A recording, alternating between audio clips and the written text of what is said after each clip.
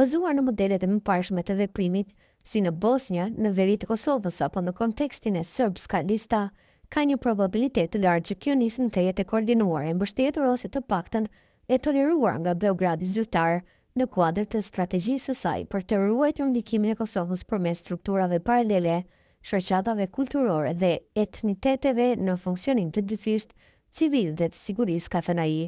Tutje, Shala ka përmendur disa veprime që duhet të ndërmerren nga institucionet e Kosovës.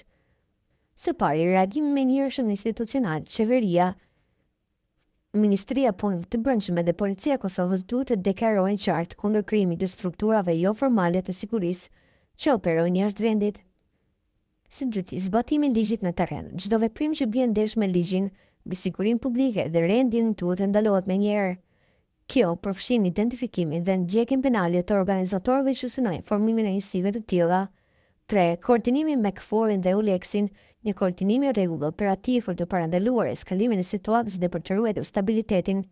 4. Kundër narrativ strategjike. Institucionet duhet të demaskojnë publikisht motivet e kësaj nisme, duke informuar opinionin vendas edhe ndërkombëtarët për rrezikun që paraqet kjo lëvizje. Së pesti, inteligjencë dhe kundërzbulim proaktiv.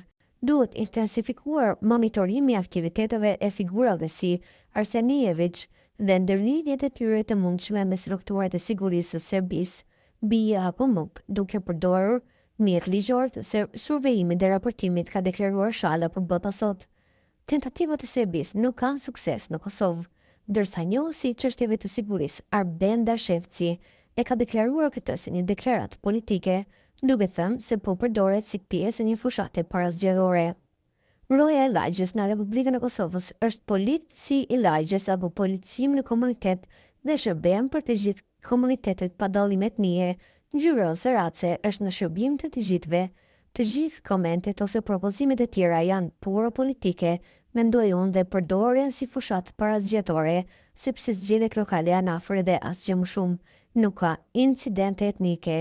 Matalumi Tibër ka vetëdijësim dhe bashkëpunim qytetar me policinë e Kosovës.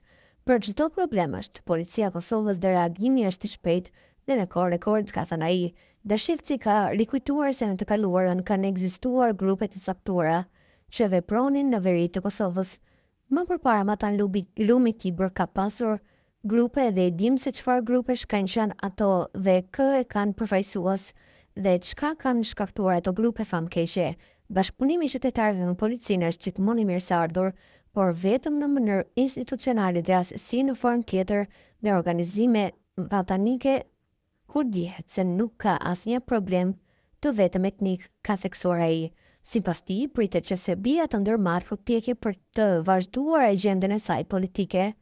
Serbia me tentativat e saj tash në formë tjetër nuk ka sukses më në Republikën e Kosovës.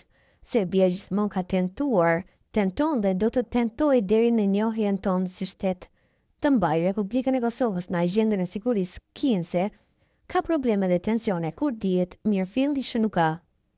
Organet tona kanë eksperiencë të madhe në aspektin e sigurimit dhe kanë kapacitete të plota për veprim kundrejt çfarëdo rreziku ose problemi.